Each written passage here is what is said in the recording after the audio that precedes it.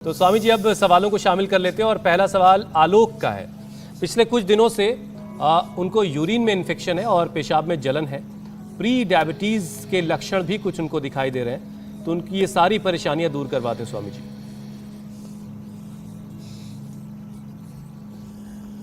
तो गोखरू तो बता ही दिया था, रेडीमेड में ट्राइगनवटी भी बता दी, और डायबिटीज भी बड़ा कारण है किडनी प्रॉब्लम्स का। तो जब तक शुगर ठीक नहीं होगी, जैसे इसका बीपी और शुगर दोनों ठीक हुआ तो पूरा शरीर ही ठीक हो गया।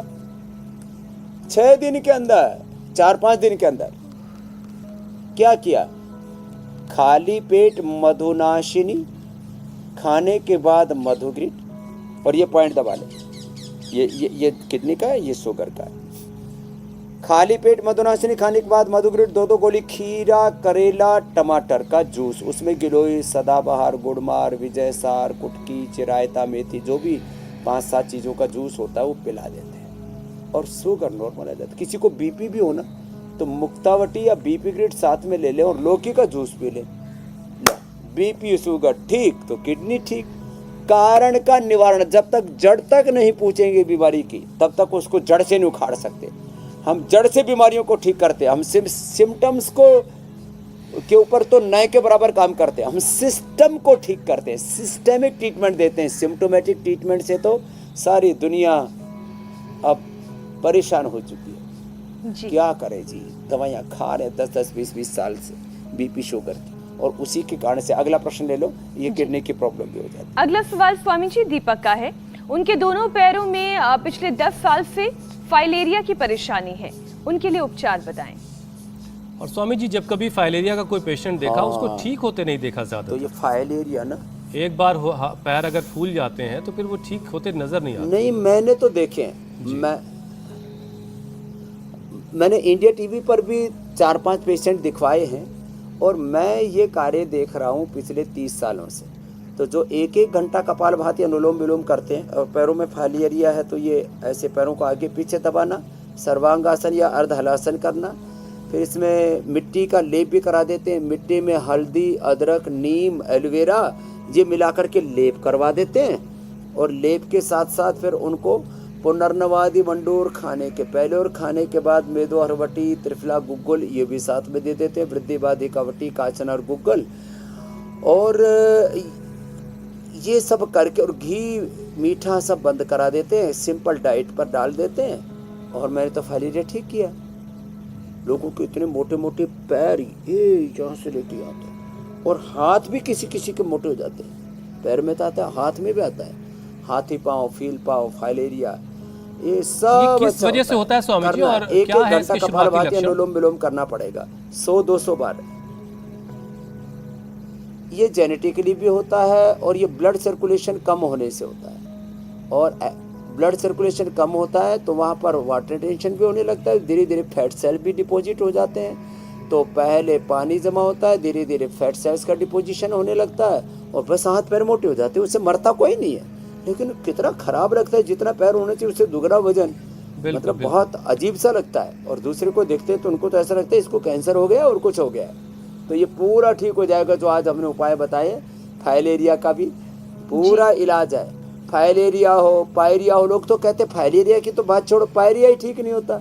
हम तो कहते हैं नीम की, बबूल की, मोलसरी की, पीपल की, कोई भी चीज़ की दातुन कर ले। या मोलसरी भी है, या पीपल भी है, नीम है, बबूल है, अपामार्ग है, नहीं तो दिव्य दंत मंजन है, दंत कांति एडवांस मंजन है, या दंत कांति। अरे ये फाइलेरिया, पायरिया, अभी तक तो ये सभी रोगों के बारे में यही सुना जाता है।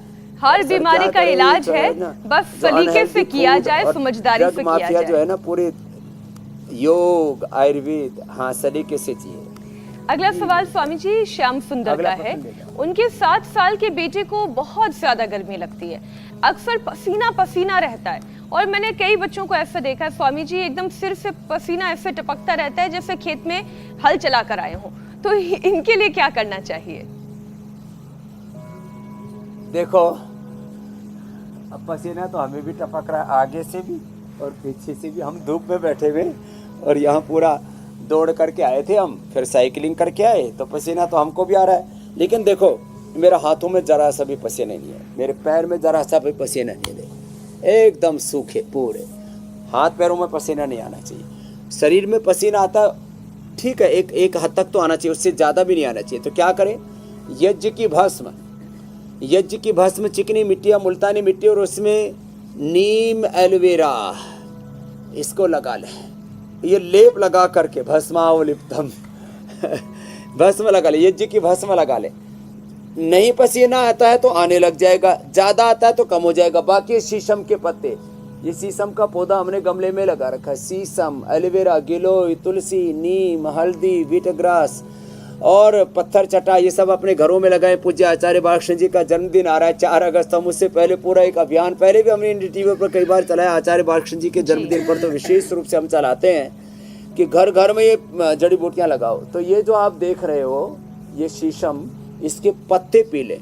कितना ही ज़्यादा पसीना आ रहा हो, कितनी शरीर से ब्लीडिंग हो रही हो, कितनी ज़्यादा गर्मी लग रही हो, एकदम चक्का जाम हो जाता है, ब्लीडिंग खत्म, बड़ा ज़बरदस्त है। और ठीक है, ज़्यादा जो पसीना आता है वो भी खत्म हो जाएगा, हाथ पैरों में भी पसीना आता है वो भी खत्म हो जाएगा।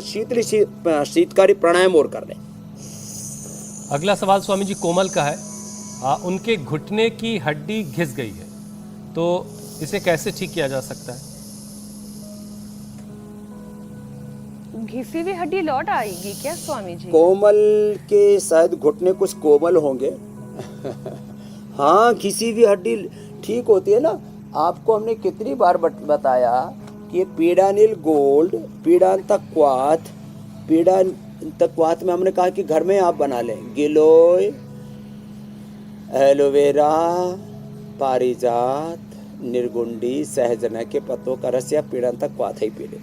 पीडानिल गोल्ड खाली पेट, खाने के बाद ऑर्थोग्रिप, चंद्रप्रभा, लाक्षादी, स्पिरुलिना, ये सब घुटनों की घिसी हुई हड्डी को वापस ले आते हैं। तो कोमल की बात नहीं, कोई भी करेगा। और ये देखो, ये घुटनों का ऐसे खींचते छोड़ते ऐसे ये, और फिर ऐसे थोड़ा थोड़ा ये एक्सरसाइज करें अथवा ये एक्सरसाइज करें।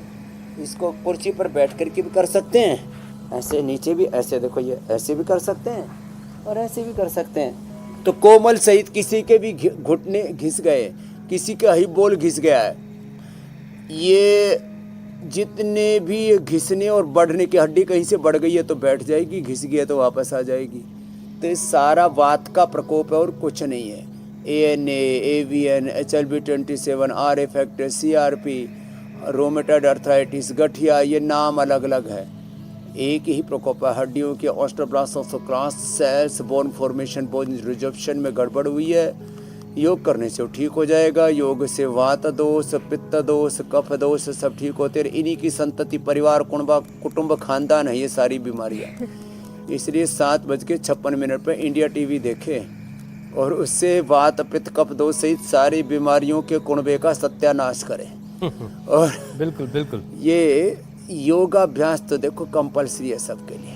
इंडिया टीवी हर वक्त हर जगह डाउनलोड करने के लिए सर्च करें India TV news Google play store या ऐप स्टोर पर।